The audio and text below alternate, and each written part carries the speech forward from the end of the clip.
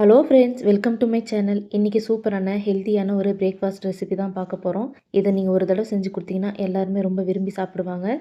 இந்த ரெசிபியை நீங்கள் பிரேக்ஃபாஸ்ட்டாகவும் எடுத்துக்கலாம், ஈவினிங் ஸ்நாக்ஸாக கூட குழந்தைங்களுக்கு செஞ்சு கொடுக்கலாம். இது சாப்பிட்றதுக்கு ரொம்பவே சாஃப்டாக இருக்கும். அதே மாதிரி 15 நிமிஷத்தில் இந்த பிரேக்ஃபாஸ்ட் ரெசிபியை நம்ம செஞ்சு முடிச்சிடலாம். இந்த ரெசிபி எப்படி செய்யுதுன்னு பார்க்கலாமா? வாங்க.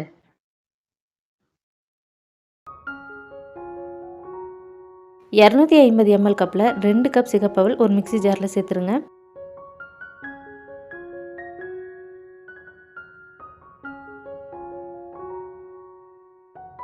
இதில் தண்ணி எதுவும் சேர்க்காம நல்ல பவுடராக அரைச்சி எடுத்துக்குங்க.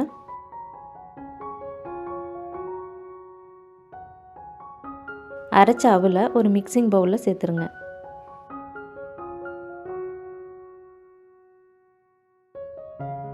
வெதுவெதுப்பான தண்ணியை கொஞ்சம் கொஞ்சமாக சேர்த்துட்டு புட்டு மாவெல்லாம் நம்ம மிக்ஸ் பண்ணுவோம்ல, அந்த மாதிரி மிக்ஸ் பண்ணிக்கோங்க. தண்ணி கொஞ்சம் அதிகமாக சேர்த்து பிசைஞ்சுக்குங்க. அப்போ தான் நமக்கு ஊற வைக்கும் போதும் கரெக்டாக இருக்கும், புட்டும் நல்லா சாஃப்டாக இருக்கும்.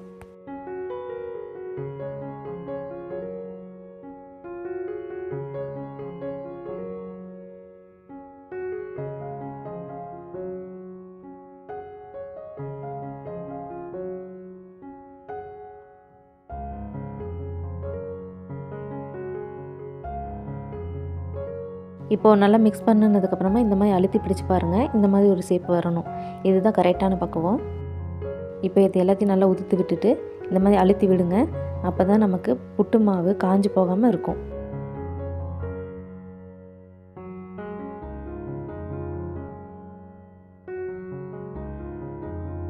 இதை ஒரு 10 நிமிஷத்துக்கு மூடி வச்சுருங்க. இந்த அவல் நல்லா ஊறி நல்லா சாஃப்ட் ஆகணும். அதே மாதிரி நமக்கு குவான்டிட்டியும் அதிகமாக கிடைக்கும்.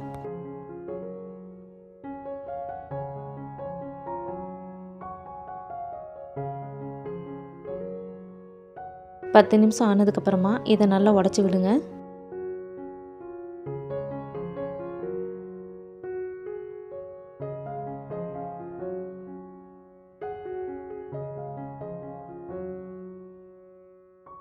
சின்ன சைஸ் கேரட் துருவி சேர்த்துக்குங்க. கேரட் வேண்டானா நீங்கள் ஸ்கிப் பண்ணிக்கலாம்.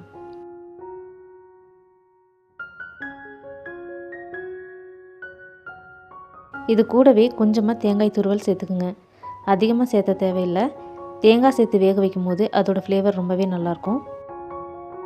இப்போ இது எல்லாத்தையுமே நல்லா மிக்ஸ் பண்ணி விடுங்க.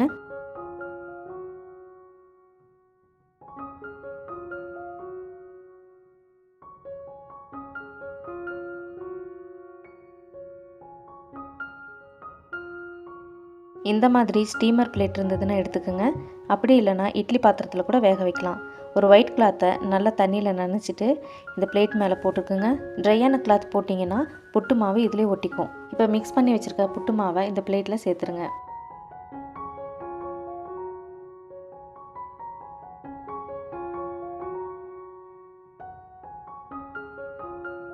இப்போது இது எல்லாத்தையும் ஒரே ஈவனாக ஸ்ப்ரெட் பண்ணி விடுங்க.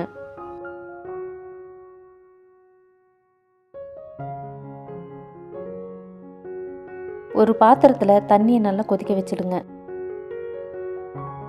இந்த மாதிரி கொதிச்சிருக்கணும். இப்போ நம்ம ஏற்கனவே செஞ்சு வச்சுருக்கிற புட்டு மாவை இதில் வச்சு வேக வச்சுடுங்க. மூடி போட்டு ஹை ஃப்ளேமில் 4லேருந்து 5 நிமிஷம் நல்லா வேக வச்சுடுங்க. வெந்ததுக்கப்புறமா பார்க்கலாம்.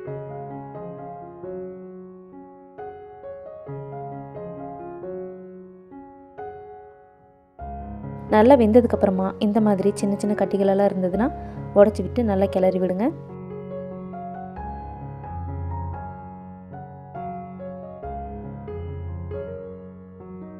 உடனே இந்த புட்டை ஒரு பவுலுக்கு ட்ரான்ஸ்ஃபர் பண்ணிவிடுங்க. புட்டு சூடாக இருக்கும் போதே வெல்லம் இல்லைன்னா நாட்டு சர்க்கரை சேர்த்துக்குங்க. ரொம்ப நேரம் நம்ம புட்டை ஆற வச்சு அதுக்கப்புறமா நம்ம வெல்லமோ நாட்டு சர்க்கரையோ சேர்த்தா சீக்கிரமாக மெல்ட் ஆகாது. இதில் கொஞ்சமாக ஏலக்காய் தூள் சேர்த்துக்குங்க. உங்களுக்கு இனிப்பு எவ்வளோ வேணுமோ அந்த அளவுக்கு நாட்டு சர்க்கரை சேர்த்துக்குங்க.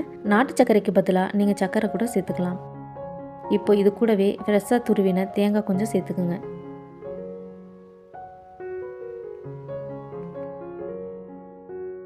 இப்போது நம்ம சேர்த்துருக்கிற எல்லா பொருளையும் நல்லா மிக்ஸ் பண்ணி விடுங்க. இந்த மாதிரி மிக்ஸ் பண்ணி விடும்போது நம்ம சேர்த்துருக்கிற நாட்டு சர்க்கரை நல்லாவே மெல்ட் ஆகிடும்.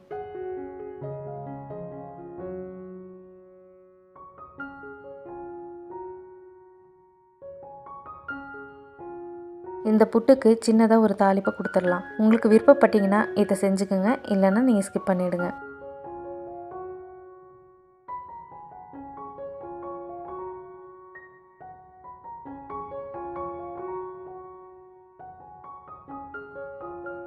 நெய் சூடானதும் உங்களுக்கு தேவையான அளவுக்கு முந்திரி சேர்த்து நல்லா வறுத்துக்குங்க. இது ஆப்ஷனல் தான், உங்களுக்கு தேவைப்பட்டால் நீங்கள் இது மாதிரி செஞ்சுக்கலாம். வெறும் நெய் மட்டும் போதும்னா நெய் மட்டும் சேர்த்து நல்லா கிளறிக்குங்க. எதுவுமே வேணானாலும் ஸ்கிப் பண்ணிக்கலாம். முந்திரி பருப்பை ரொம்பவே கருக விட்டுறக்கூடாது. கோல்டன் ப்ரௌன் வந்தோடனே அடுப்பு ஆஃப் பண்ணிவிட்டு இதை அந்த புட்டில் சேர்த்துருங்க.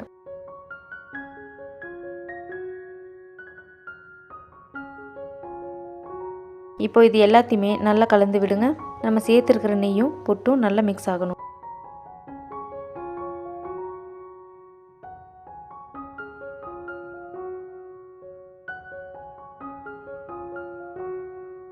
சாஃப்டான அவல் புட்டு சூடாக தயாராகிருச்சு. இந்த மாதிரி மார்னிங் பிரேக்ஃபாஸ்ட்டுக்கு ஹெல்த்தியாக செஞ்சு கொடுத்தீங்கன்னா எல்லாருமே ரொம்ப விரும்பி சாப்பிடுவாங்க. இது மற்ற புட்டு மாதிரி இல்லாமல் ரொம்பவே சாஃப்டாக இருக்கும். கண்டிப்பாக ஒரு தடவை இந்த ரெசிபியை நீங்களும் வீட்டில் ட்ரை பண்ணி பாருங்கள். ட்ரை பண்ணி பார்த்துட்டு எப்படி இருக்குன்னு கமெண்ட்ஸில் சொல்லுங்கள். மறக்காமல் உங்கள் ஃப்ரெண்ட்ஸ் அண்ட் ஃபேமிலிக்கும் ஷேர் பண்ணிவிடுங்க. இந்த ரெசிபியில் வர ஒவ்வொரு பொருளோட அளவையும் நான் டிஸ்கிரிப்ஷனில் கொடுத்துருக்கேன். மறக்காமல் செக் பண்ணி பாருங்கள். நம்ம சேனலை சப்ஸ்கிரைப் பண்ணாதவங்க சப்ஸ்கிரைப் பண்ணிக்கோங்க. பக்கத்தில் இருக்க ஆல் பெல் ஐக்கானையும் கிளிக் பண்ணிவிடுங்க. இன்னொரு நல்ல சூப்பரான ரெசிபியோடு வர வரைக்கும் பாய்.